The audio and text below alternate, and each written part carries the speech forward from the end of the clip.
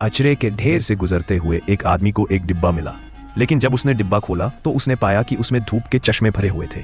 इससे वह तुरंत निराश हो गया, इसलिए उसने लापरवाही से एक जोड़ी उठा ली और डिब्बे को वापस कचरे के ढेर में फेंक दिया। उसे यह पता भी नहीं था कि यह छोटी सी घटना उसके जीवन को पूरी तरह बदल देगी।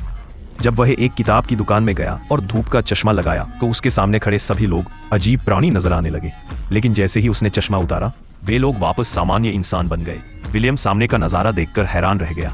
उसे यकीन नहीं हो रहा था कि उसकी आंखों के सामने क्या हो रहा है, इसलिए उसने फिर से चश्मा लगाया और देखा कि पूरी दुनिया काली सफेद हो गई थी। विज्ञापन पटों पर लिखे सभी शब्द सिर्फ आदेश जैसे लग रहे थे। पूरी सड़क पर लगे नारे भी बदल गए थे। जब उसने चश्मा उतार दिया तो दुनिया अपने सामान्य रंगों में लौट आई। किताबों की दुकान में जब उसने फिर से चश्मा लगाया तो उसने देखा कि कुछ लोग तो सामान्य थे, लेकिन कुछ राक्षसों में बदल गए थे। अभी उसे समझ आया कि बड़े बड़े हेयर सैलून के ग्राहक सब राक्षस थे।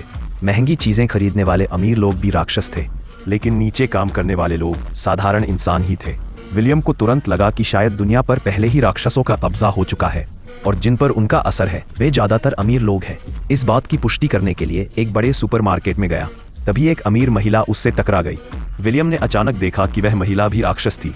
विलियम तुरंत चिल्ला उठा और सबको बता दिया कि वह राक्षस है। महिला घबरा गई। उसने कभी नहीं सोचा था कि विलियम उसकी असली पहचान देख लेगा। उसने तुरंत अपनी कलाई पर घड़ी उठाई और अपने साथियों को बुलाने लगी।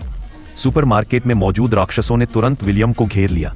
हालात बिगड़ते देख विलियम जल्दी से सुपरमार्केट से बाहर भाग गया। अचानक सड़क पर पुलिस ने उसे रोक लिया। जैसा उसने सोचा था, सामने की पुलिस भी राक्षस थी। विलियम ने कई पुलिस वालों को गिरा दिया और अपनी कार की ओर भागा।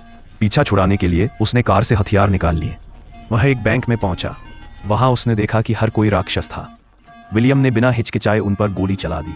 सभी राक्षसों को खत्म करने के बाद उसने देखा कि एक और राक्षस अपने साथियों को बुलाने वाला था। विलियम ने हथियार उठाया और उसे मारने ही वाला था कि अचानक अगले ही पल वह राक्षस गायब हो गया।